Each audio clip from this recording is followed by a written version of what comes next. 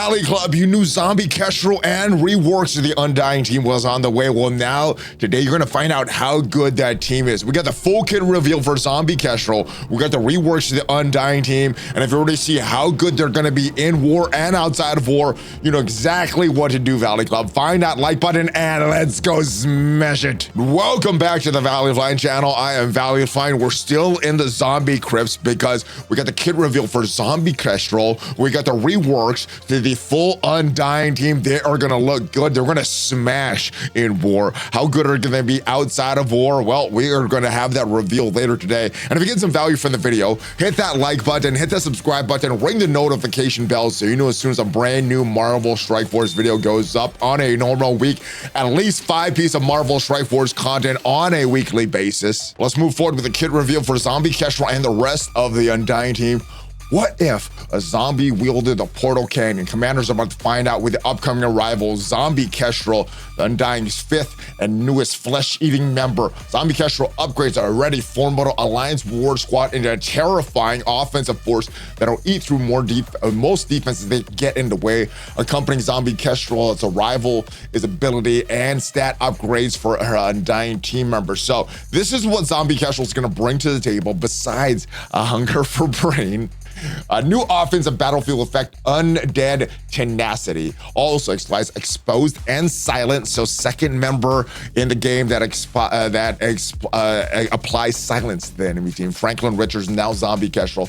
Devastatingly damaging ultimate ability and deals tons of bleeds when enemies with bleeds are attacked. She attacks as well. So the Undead Tenacity, the new war offense battlefield effect, triggered on war offense with Zombie Kestrel's special ability. Undead Tenacity activates on the player's side and feeds her Undying team for battle on Zombie Kestrel or her allies' turn. That character gains deflect. Enemies can't gain passive abilities, and Zombie Kestrel's team gain additional damage per enemy with exposed. It lasts until 14 characters, allies, and enemies have completed their turn. So kind of like what they did with the Professor X.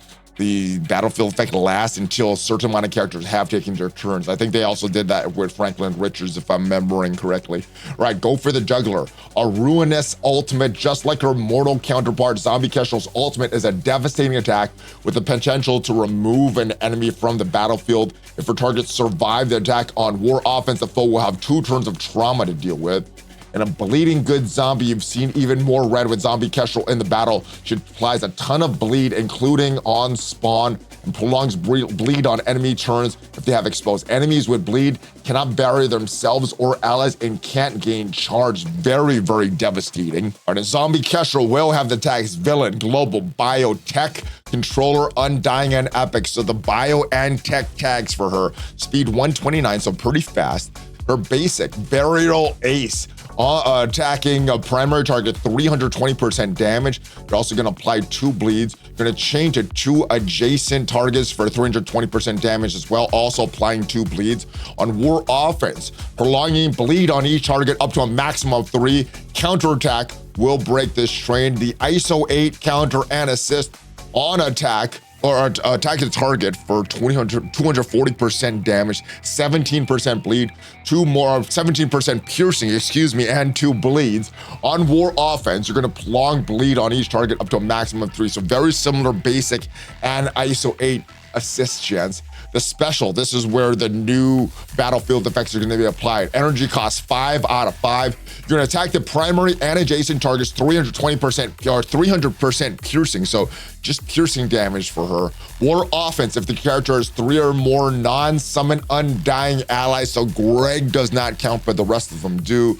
You're gonna apply silence for 2 turns to all enemies. The first time this ability is used in a match, apply revive once to self and a random Hela ally, so Hela's getting that revive once. On war offense, you're gonna clear battlefield effects on the ally side and apply the battlefield effect Undead Tenacity to the allies side. This attack ignores defense up, is unavoidable, cannot be blocked, cannot be counterattacked. And again, what Undying Tenacity or Undead Tenacity is gonna do on this character or ally's turn, that character gains 2 deflect up to a maximum of 5, so more deflect. Enemies cannot passive assist. So It's gonna be strong for a lot of characters. I'm thinking, screw you, Odin. This character and all allies more damage, 10% more up to maximum, 50% per enemy with exposed. So lots more damage. Battlefield effect cannot be cleared or replaced by another battlefield effect and lasts until 14 characters, allies, and enemies have completed their turn. So the big Odin counter. All right, ultimates, 4 out of 6, so not able to use this on turn 1 unless you're getting ability energies from somewhere else. Dimensional Destruct, gain offense up, clear barrier and all positive effects on the primary target. You're gonna apply bleed, 2 bleeds for 2 turns, defense down for 2 turns, slow for 2 turns to the primary target. You're gonna attack the primary target for 500% piercing, so yeah, just lots of piercing with Zombie Kestrel. War Offense, instantly reduce the duration of positive effects on the primary target by 2, applying trauma to 2 targets, applying trauma for 2 targets to the primary targets. And I'm guessing this is also gonna affect Safeguard as well, just says reducing the positive direction of positive effects by 2. Unavoidable, cannot be blocked, cannot be counterattacked, and the passive Dimensional Shambler. Shambler. On turn, heals self for 20% of her max health, clearing all negative effects from self. Negative effects removed, heal self for 5% per negative effect removed. So that no negative effects are sticking unless you got like a Safeguard or something on there, or a trauma affects the negative effects. During ally turn, if enemy with bleed is attacked, attack the most injured enemy for 300% damage and applying exposed. On enemy summon, attack the summoner for 300% damage and applying exposed, so they can still summon, so not that full power of the normal Kestrel. 15% crit chance plus 15% crit damage as well. Revive with 60% of this character's max health on War Offense on spawn after another character's on spawn effects have happened.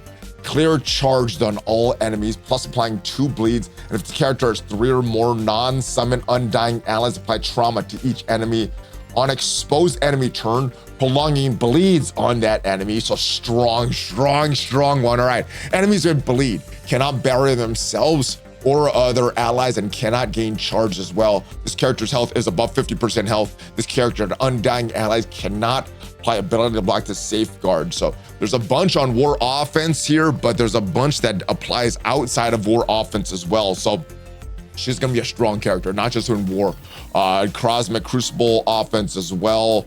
Yeah, there's a bunch in War Offense, but she's still gonna be pretty strong, and this team's still gonna be pretty strong. But yeah, more of a War Offense team rather than just a War team in general. All right, all the reworks. Obviously, everyone is getting stat upgrades, including Zombie Iron Man, increased base health up by 289%, damage up by 288%, armor up by 215%, focus up by 227%, and resistance up by 237%. The passive, main thing that happened on the passive is this on spawn, only on War Offense, but on spawn, if this character has 2 or more Undying allies, apply speed up to self and all non-summon Undying allies. Previously, that would be, let's go look at what this was before.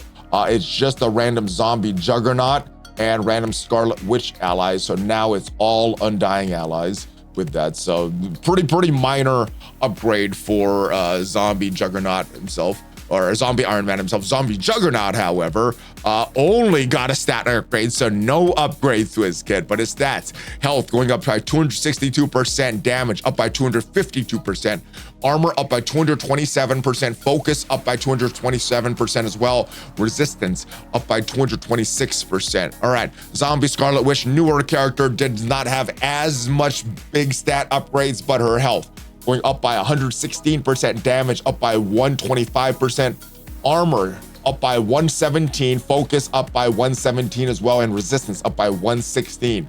So her passive is what is getting upgraded. So War Offense, she's doing all the stuff normally, but now on War Offense, if this character's health is greater or equal to 50%, the speed of all enemies can only be increased by positive effects.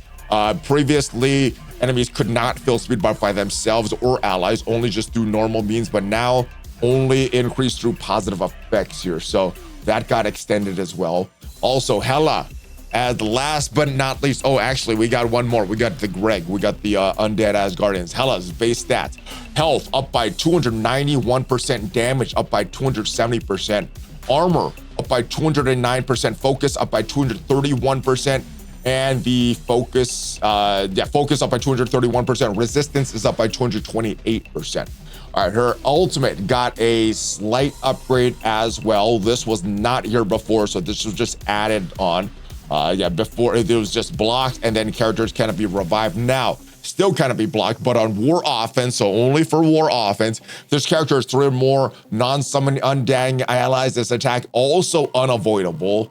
So yeah, just makes it a little better. And the passive is gotten a little better as well. Mainly, you're going to summon an undead Asgardian, so summoning the Greg, but also if Zombie Kestrel is an ally, summon an additional undead Asgardian ally, apply taunt to all undead Asgardian allies. So previously, she was just doing 1. So now she's getting 2 of Zombie Kestrel as an ally, and that is in all game modes. So that's going to affect all game modes as well.